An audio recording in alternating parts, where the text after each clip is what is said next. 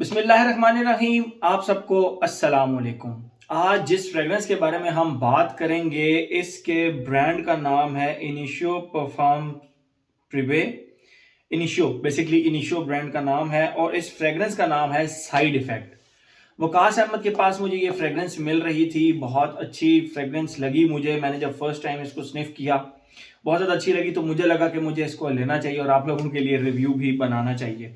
मैं पहले आप लोगों को इसका एक्सटर्नल बॉक्स दिखा देता हूँ, फिर हम इसके बारे में मजीद बात करते हैं। ये जो स्लीव है इसकी, इसके बॉक्स के ऊपर इस तरह होती है। इसको उतारना थोड़ा मुश्किल है, मैंने इसीलिए इसको ऑलरेडी उतार के रखा हुआ है। ये इस तरह ही पर्पलिश कलर का इसका कलर है और ये आप देख सकते हैं इसके ऊपर ये ब्रांड का बेसिकली लोगो है। ये ब्रांड का नाम लिखा हुआ है इनिशियो और नीचे परफ्यूम का नाम लिखा हुआ है side effect of the perfume. ये 90 ml की बॉटल है इसकी, तो इसके ऊपर वो लिखा हुआ भी है 90 ml एंड 3.04 फ्लूइड आउंसेस। बाकी सिंपल सा ये स्लीव इसके ऊपर यूं क्योंकि फिक्स होता है बॉक्स के ऊपर, तो ये इसलिए मैंने ऑलरेडी उतारा हुआ था। अब मैं आपको दिखाता हूं इसका बॉक्स। जबरदस्त किस्म का हार्ड बॉक्स है। फ्रंट पे लोगो बना हुआ है ब्रांड का, इसके टॉप के ऊपर जबरदस्त किस्म का इनिशियो लिखा हुआ है। ये बॉक्स भी जो है ये एक वेलवेटी से टच का है, ठीक है। बाकी इसके तीन साइडों पे कुछ भी नहीं है, सिर्फ फ्रंट पे लोगो है और बॉटम पे फ्रेग्रेंस का नाम और थोड़ी सी ब्रांडिंग है। और ये बहुत ही जबरदस्त स्नग फिट टाइट करके बंद होता है। आप इसके अंदर भी देख लें, वेलवेट कुशनिंग वगैरह जबरदस्त किस्म की हुई भी है।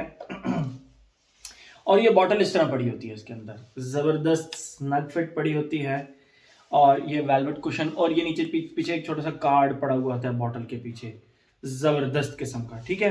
ये तो हो गई इसकी पैकिंग। अब हम आते हैं अपनी बॉटल की तरफ। बहुत प्यारी छोटी सी जबरदस्त किस्म की बॉटल है और पर्पलिश ही बॉटल है इसकी। ये आप देख सकते हैं ब्रांड का लोगो सामने।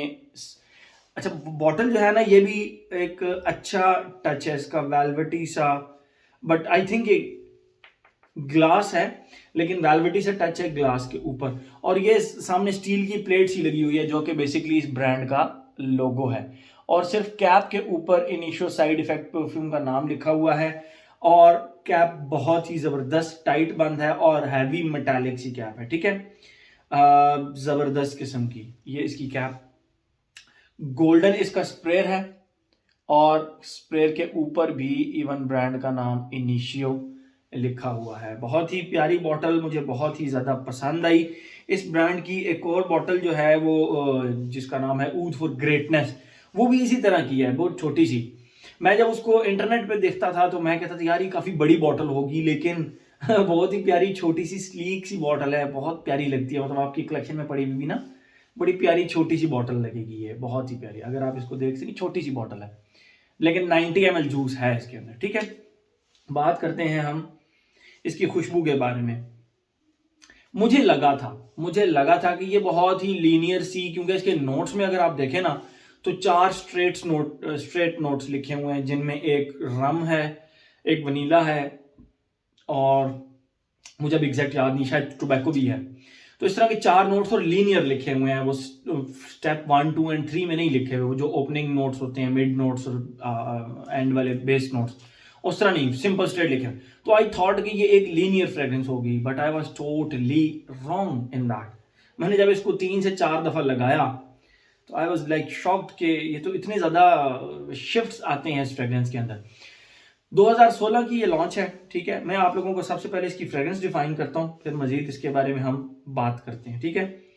जैसे ही आप इसको लगाते हैं, इसके स्टार्ट में एक फीके से सिनेमन की खुशबू, मैं आपको 3 चीजों की खुशबू मिक्स करके बता रहा हूँ जिसके स्टार्ट में आती है। बेसिकली एक फीके से सिनेमन की खुशबू, सिनेमन दारचीनी। अगर आप किचन में जाएं तो आप वो दारचीनी का powder specifically, I am not, वो जो स्टिक्स होती हैं सिनेमन स्टिक्स, वो नहीं, सिनेमन पाउडर। सिनेमन पाउडर की खुशबू थोड़ी सी डस्टी भी होती है और हल्का सा फीकापन उसके अंदर आ जाता है पाउडर बनने की वजह से। खैर, सिनेमन पाउडर की वो फीकी सी थोड़ी सी खुशबू, आपको लगेगा कि ये सिनेमन है। उसके साथ एक टोबैको की खुशबू। टोबैको कौन सा? सीरपी सा, जो कि आपको रेड टोबैको भी मिलता है, जो कि आपको एक दो और परफ्यूम्स भी हैं उनके अंदर वो स्पेसिफिकली मिलता है। रेड टोबैको मतलब परफ्यूम्स द मार्ली का एक आता है, मुझे उसका नाम एग्जैक्ट भूल गया। भारत उसमें जो सिरपी से टोबैको होते हैं, सिरपी से टोबैको यानी कैलपोल सिरप की तरह का वो, लेकिन वो बहुत ज्यादा प्रोमिनेंट नहीं होता, वो 20% पीछे होता है। सिनेमन फ्रंट पे 40% सिनेमन है और तकरीबन आप 50% सिगरेट के ऐश की खुशबू कर लें। जो सिगरेट पी के ऐश ट्रे में ऐश रह जाता है ना, उसकी बहुत फीकी और ऐशी सी और डस्टी सी खुशबू होती है। मेन प्लेयर यहां पे ऐश है, ऐश के पीछे थोड़ा सा सिनेमन आपको फील होगा और उससे भी बहुत पीछे सिरपी सा टोबैको फील होगा, एंड दैट्स इट। ये इसका स्टार्ट है। मतलब अगर आप थोड़ा सा ये चीजों को मिक्स कर सकें कि सिगरेट का ऐश, देन सिनेमन थोड़ा सा कम प्रोमिनेंट और उससे भी पीछे सिरपी सा टोबैको, और वो बहुत ही कम है, वो बिल्कुल आपको यूं क्लोज करने से फील होगा, अदरवाइज ये आपको फील उस तरह नहीं होगा। ठीक है, उस तरह फील नहीं होगा। ये तो हो गया इसका फर्स्ट फेज। सेकंड फेज के अंदर जब ये पहुंचती है तो वहां पे इसकी जो खुशबू है वो बिल्कुल old, very old woods, very old, और थोड़ी सी आप कह लें, बल्कि मैं आपको इस तरह डिफाइन करता हूं, जिस तरह काली पत्ती होती है, काली पत्ती का जो ब्लैक जो हम घर में चाय वगैरह बनाते हैं, इंडिया पाकिस्तान बांग्लादेश में चाय बनती है, जिस पत्ती की चाय बनती है, वो पत्ती को आप जब चाय बना चुकते हैं तो उस पत्ती के अंदर से ना एक स्पेसिफिक सी खुशबू आ रही होती है, जो कि थोड़ा सा दूध की वजह से और थोड़ा सा पत्ती की अपनी एक खुशबू जो होती है, वो जब अपना टेस्ट सारा चाय को दे चुकती है तो वो लीफी सी एक पत्तों की खुशबू डार्क सी रह जाती है ना। उसके साथ आप वुड्स की खुशबू ऐड कर लें, और कौन सी वुड्स की खुशबू मैं आपको बताता हूं। हमारे घर में जब आप गांव साइड पे जाएं या पुराने घरों में जाएं तो वहां पर आपको नजर आएंगे दीवार के दरवाजे। ठीक है, उन दरवाजों में जब बारिश लग जाती है ना, कभी कभी बारिश हो, तेज बारिश हो, उनको बारिश लग जाए, तो वो बारिश के बाद जब वो सूखना शुरू करते हैं तो उस लकड़ी की एक डार्क, वेरी डार्क और मिस्टीरियस सी एक खुशबू आती है। वो खुशबू मिस्टीरियस सी, और उसके साथ आप हल्की सी वो ब्लैक टी की खुशबू ऐड कर लें, हल्की सी, तो वो खुशबू इसके सेकंड फेज में आती है। एंड यहां पहुंचकर मुझे लगा कि यार मैंने तो इसको बहुत ही अंडर एस्टिमेट किया हुआ था, इसके तो शिफ्ट्स ही खत्म नहीं हो रहे। ठीक है, यानी पहला जो फेज था उसमें स्टार्ट में आप कह सकते हैं सिनेमन थोड़ा सा बिल्कुल 5-10 मिनट प्रोमिनेंट रहा, लेकिन फिर सिनेमन बैक साइड पे चला गया, फ्रंट साइड पे मैंने आपको बताया जिस तरह वो ऐश की खुशबू आ गई और सिनेमन उससे पीछे और टोबैको उससे पीछे। तो ये पहला फेज जो है ये 2 स्टेप्स में कवर हुआ। सेकंड फेज में डार्क वुड्स की खुशबू पहले आई, और उसके बाद जो मैं आपको ब्लैक पत्ती की ये खुशबू कह रहा हूं वो बाद में इंट्रोड्यूस हुई। ठीक है, तो ये it's very complex type fragrance, मुझे ये थोड़ी सी कम्प्लेक्स लगी। ठीक है, और अच्छा काम भी लगा। नोट्स में बहुत सिंपल लिखा हुआ है, लेकिन इतनी सिंपल है नहीं ये फ्रेग्रेंस।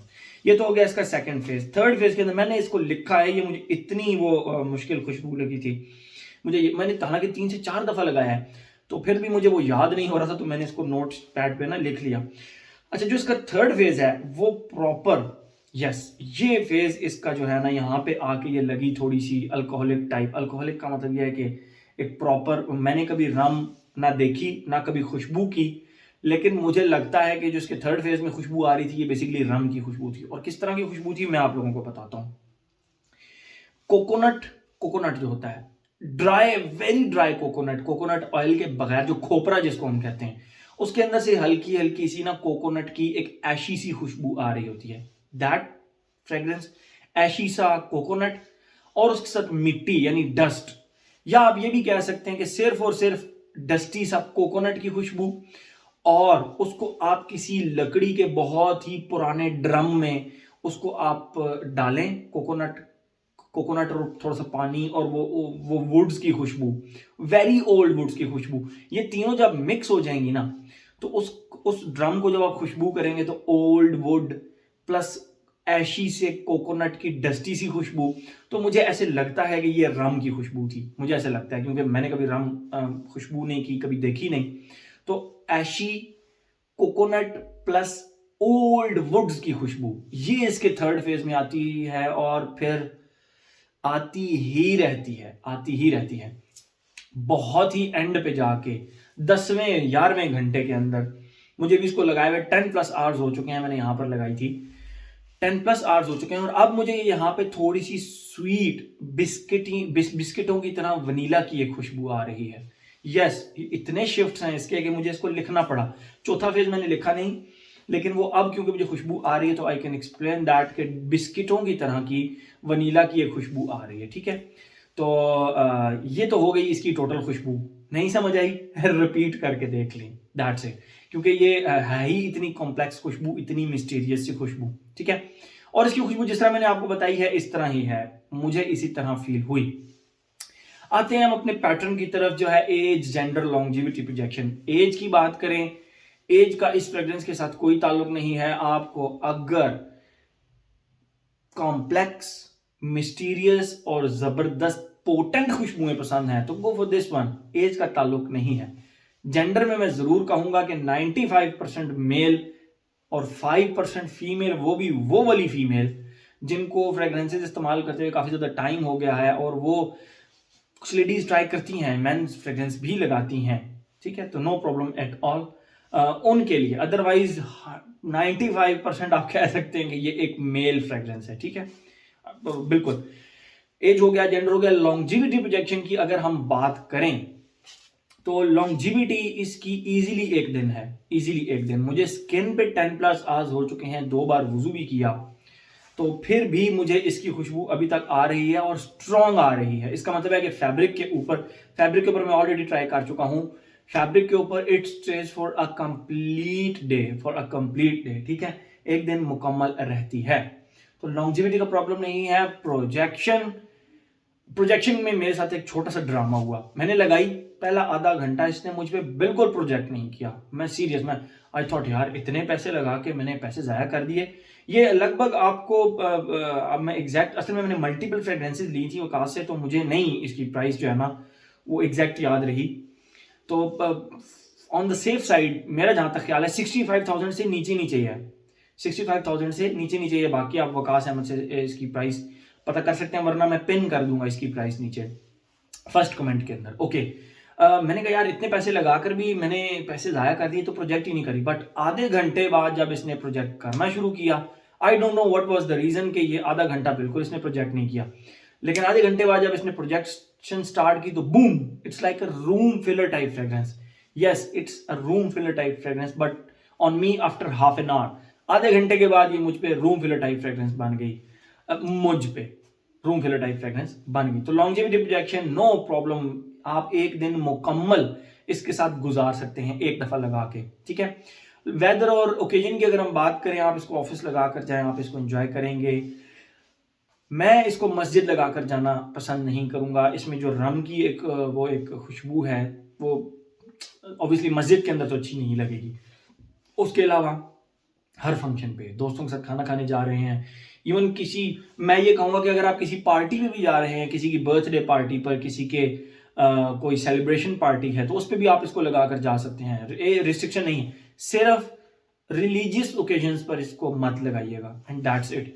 बहुत सारे लोग रम को या इस तरह के विस्की के नोट्स या अल्कोहलिक नोट्स को परफ्यूम्स में लाइक करते हैं, सो ठीक है, लगा सकते हैं, बट मस्जिद में या किसी रिलीजियस ओकेजन पे मैं नहीं लगा के जाना चाहता। दो कि इसमें जो नोट्स क्रिएट किए गए होते हैं वो डिफरेंट इंग्रेडिएंट से होते हैं। ऑब्वियसली इसमें रम ओरिजिनल तो नहीं डाली होगी ना, उसकी खुशबू को रिक्रिएट किया गया होगा डिफरेंट नोट्स के थ्रू, बट स्टिल मैं ये फ्रेग्रेंस लगाकर जाना पसंद नहीं करूंगा मस्जिद के अंदर। तो weather fall and very very hardcore type winter, and that's it. तो मेरे ख्याल में हर एस्पेक्ट इसका हमने कवर कर लिया। तो ये था जी इनिशियो का side effect. Thank you so much.